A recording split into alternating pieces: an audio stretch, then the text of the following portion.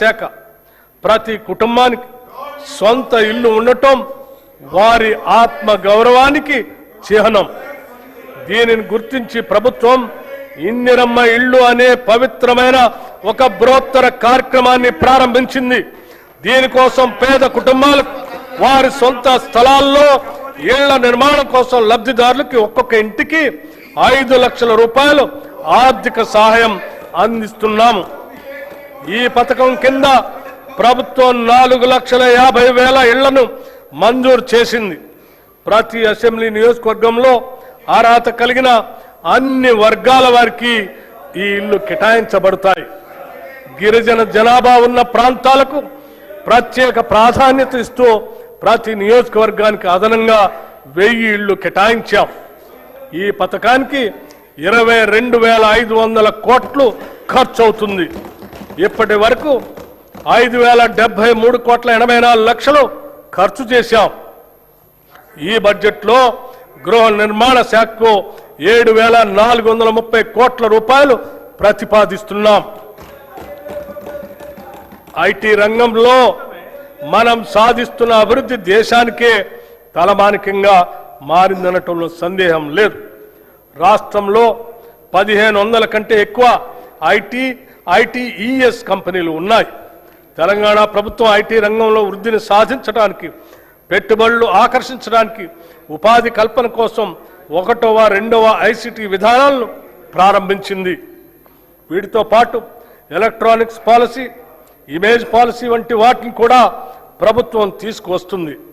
రాష్ట్ర ఐటీ ఎగుమతులు 3.13 లక్షల కోట్లకు చేరుకొని 9.39 లక్షల మందికి పైగా ఉపాధి అవకాశాలు కల్పిస్తున్నాయి. భారతదేశంలోని మొత్తం గ్లోబల్ క్యాపబిలిటీ సెంటర్లలో సుమారు 20% హైదరాబాద్లోనే ఉన్నాయి. 2024-25లో 70కి పైగా కొత్త జీసీసీలు ఇక్కడ ఏర్పాటు చేయబడ్డాయి. ప్రపంచ టెక్ దిగ్గజం గూగుల్ కంపెనీ హైదరాబాద్లో గూగుల్ సేఫ్టీ ఇంజనీరింగ్ సెంటర్ని ఏర్పాటు చేసింది. హైదరాబాద్ పశ్చిమ ప్రాంతానికే పరిమితం కాకుండా నగరం చుట్టూ ఐటీని విస్తరించడానికి గ్రిడ్ విధానాన్ని ప్రభుత్వం ప్రోత్సహిస్తుంది. ప్రస్తుతం ప్రభుత్వ కార్యాలయాల్లో ప్రైవేటు సంస్థల ద్వారా వాడుతున్న ఇంటర్నెట్కు చేస్తున్న ఖర్చును తగ్గించి ప్రభుత్వ సంస్థ అయిన T-Fiber ద్వారా సురక్షితమైన హై స్పీడ్ ఇంటర్నెట్ ఇవ్వాలనే ఉద్దేశంతో 424 మండలాల్లోని 8,888 గ్రామ పంచాయతీలకు 4,800 ప్రభుత్వ సంస్థలకు ఫైబర్ అనుసంధానత కల్పించబడింది. ఈ సంవత్సరాంతానికి 50,000 ప్రభుత్వ సంస్థలకు ఈ సౌకర్యం కల్పించాలని లక్ష్యంగా పెట్టుకున్నాం. ఈ బడ్జెట్లో ఐటీ శాఖకు 875 కోట్ల రూపాయలు ప్రతిపాదిస్తున్నాం. పరిశ్రమల రంగం రాష్ట్ర జీఎస్డిపిలో పరిశ్రమ రంగం వాటా 3,04,217 కోట్ల రూపాయలు.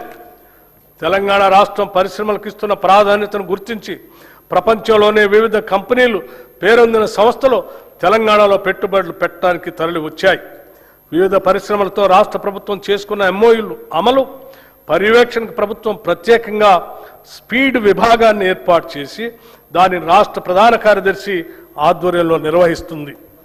Rising and accelerating MSME performance ద్వారా రాష్ట్రంలో 140 మహిళా సంఘాల ఆధ్వర్యంలోని వ్యాపారాలను వేగవంతం చేయడానికి ప్రత్యేక కార్యక్రమం చేపట్టింది.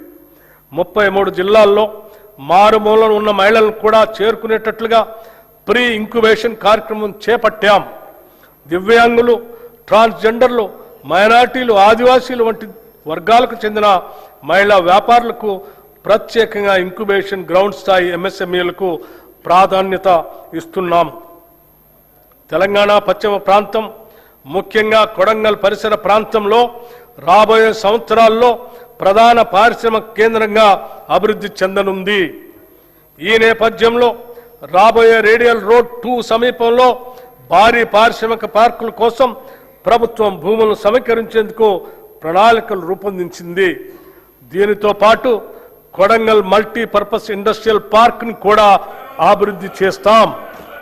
కేంద్ర ప్రభుత్వం సహకారంతో జహీరాబాద్ ఇండస్ట్రియల్ స్మార్ట్ సిటీ ప్రాజెక్టును అభివృద్ధి చేస్తున్నాం.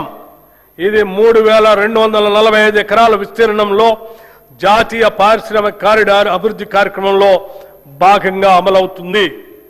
మన రాష్ట్రం నుంచి సరుకు ఎగుమతులు 1,61,843 కోట్ల రూపాయలకు చేరి దేశంలో 7వ స్థానంలో ఉంది. ఇందులో ముఖ్యంగా ఏరోస్పేస్ మరియు డిఫెన్స్ రంగాలు కీలక పాత్ర పోషిస్తూ మొత్తం ఎగుమతుల్లో దాదాపు 30% వాటాను కలిగి ఉన్నాయి. ఇంకా ఈజ్ ఆఫ్ డూయింగ్ బిజినెస్ విషయంలో తెలంగాణను కేంద్ర ప్రభుత్వం టాప్ అచీవర్గా గుర్తించడం గర్వకారణం. ఇటీవల హైదరాబాద్లో నిర్వహించిన 23వ బయో ఏషియా అంతర్జాతీయ సదస్సుకు విశేష స్పందన లభించింది.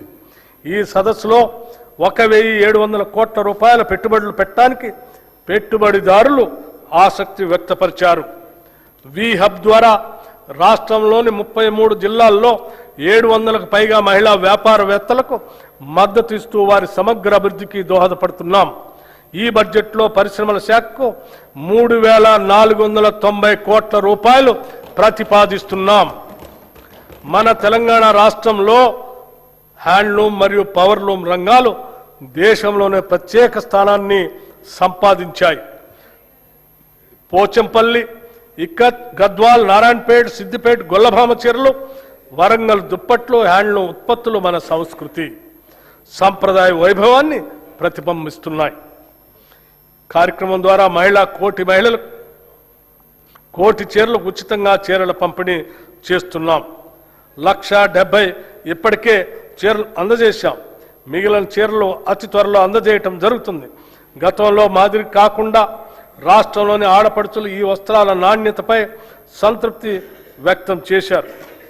ఈ బడ్జెట్లో చేనేత రంగానికి 258 కోట్ల రూపాయలు ప్రతిపాదిస్తున్నాం. పంచాయతీరాజ్ మరియు గ్రామీణ అభివృద్ధి, గ్రామాల అభివృద్ధి చెందితేనే రాష్ట్రం అభివృద్ధి చెందుతుంది. అందుకే ఈ బడ్జెట్లో గ్రామాణి ఉపాధిపై ప్రత్యేక దృష్టి సారించాం. పంచాయతీ రోడ్లకి మార్గదర్శ కల్పిస్తున్నాం. 2025 డిసెంబర్లో 12,702 గ్రామ పంచాయతీలకు ఎన్నికలను ప్రశాంతంగా నిర్వహించాం. తద్వారా 15వ ఆర్థిక సంఘం సిఫార్సుల ప్రకారం భారత ప్రభుత్వం 1,597 కోట్ల రూపాయలను విడుదల చేసింది. ఎన్నికైన సర్పంచులు అందరికీ 5 రోజులు సమగ్ర శిక్షణను కూడా అందించాం. మహాత్మా గాంధీ జాతీయ గ్రామీణ ఉపాధి హామీ చట్టం భారతదేశ ఆత్మ గ్రామాల్లోనూ ఉన్నది అని మహాత్మా గాంధీ అన్నారు. గ్రామాల్లోని పేదరికాన్ని, నిరుద్యోగాన్ని తరిమి కొట్టడానికి ఒక అస్త్రంలా మహాత్ముడి పేరు మీద అప్పటి యూపీఏ ప్రభుత్వం తీసుకొచ్చిన గొప్ప చట్టమే మహాత్మా గాంధీ జాతీయ గ్రామీణ ఉపాధి హామీ చట్టం. ఇది కేవలం ఒక పథకం కాదు, ఇది సామాన్యుడికి కల్పించిన ఉపాధి హక్కు. ఈ పథకం గత 2 దశాబ్దాలుగా పల్లెల్లో ఒక నిశ్శబ్ద విప్లవాన్ని తెచ్చింది. ఏటా 100 రోజుల పని గ్యారంటీ ఇవ్వటం ద్వారా వలసలను అరికట్టి కూలీల్లో 50% పైగా ఉన్న మహిళలకు మహిళా సాధికారితను ఇది పట్టుకొమ్మగా నిలిచింది. కానీ ప్రస్తుత కేంద్ర ప్రభుత్వం MGNREGA స్థానంలో VBG రామ్జీ అనే కొత్త పథకాన్ని తీసుకొచ్చింది. మన తెలంగాణ శాసనసభ ఈ కొత్త చట్టాన్ని ఏకగ్రీవంగా వ్యతిరేకించింది. పాత చట్టం ద్వారా కేంద్రం 90% నిధులు ఇస్తే ఈ చట్టం ద్వారా కేంద్రం 60% నిధులు మాత్రమే ఇస్తుంది. మిగతా 40% నిధులు రాష్ట్రం భరించాలని నిబంధన పెట్టింది. ఇది మళ్లీ వలసలను ప్రోత్సహించే కార్యక్రమం. తెలంగాణలో 90% మంది లబ్ధిదారులు SC, ST, BC వర్గాల వారే. బడ్జెట్ పరిమితుల వల్ల వీరి జీవనోపాధికి పెను ప్రమాదం పొంచి ఉంది. హ్యామ్ రోడ్లు రాష్ట్రంలోని పంచాయతీరాజ్ ఇంజనీరింగ్ డిపార్ట్మెంట్ ఎంపిక చేసిన రహదారులను హైబ్రిడ్ యాన్యుటీ మోడ్ విధానంలో నిర్మాణం, అభివృద్ధి, నిర్వహణ చేసేందుకు ప్రతిపాదనలు సిద్ధమయ్యాయి. మొదటి దశ కింద 96 నియోజకవర్గాల పరిధిలో 7,450 కిలోమీటర్ల గ్రామీణ రోడ్ల నిర్మాణం చేపట్టడం జరుగుతుంది. ఈ విధానం ప్రకారం 40% వ్యయాన్ని రాష్ట్ర ప్రభుత్వం భరించగా మిగిలిన 60% రాయితీదారు పెట్టుబడి పెడతారు. ఈ 60% రాష్ట్ర ప్రభుత్వం 15 సంవత్సరాల కాల పరిమితి 30 యాన్యుటీల్లో తిరిగి చెల్లిస్తుంది. ఈ రోడ్ల నిర్వహణ బాధ్యత పెట్టుబడిదారుడికే ఉంటుంది. ఈ ఆర్థిక సంవత్సరంలో 2980 కిలోమీటర్ల రహదారుల్ని నిర్మించాలని ప్రతిపాదించడమైనది. ప్రస్తుత ఆర్థిక సంవత్సరంలో నగదు చెల్లింపుకి 1372 కోట్ల రూపాయలు అవసరం అవుతుంది. ఈ బడ్జెట్లో పంచాయతీరాజ్ గ్రామీణ అభివృద్ధికి 33,688 కోట్ల రూపాయలు ప్రతిపాదిస్తున్నాము. సాగునీటి ప్రాజెక్టులు డిసెంబర్ 2023లో మా ప్రభుత్వం బాధ్యతలు చేపట్టిన నుండి సాగునీటి ప్రాజెక్టులు పూర్తి చేయటం ప్రభుత్వ ప్రాధాన్యంలో ఒకటిగా ఉంది. కృష్ణా గోదావరి జలాల్లో తెలంగాణకు దక్కాల్సిన న్యాయమైన వాటా కోసం గౌరవ సుప్రీంకోర్టు ట్రిబ్యునల్, చట్టబద్ధమైన సంస్థలు, భారత ప్రభుత్వం వంటి ప్రతి వేదిక పైన మా ప్రభుత్వం సమర్థవంతంగా పోరాడింది.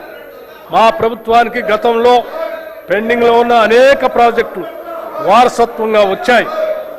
క్యాపబిలిటీ ప్రస్తుతం కొనసాగుతున్న మరియు పెండింగ్లో ఉన్న ప్రాజెక్టులైనా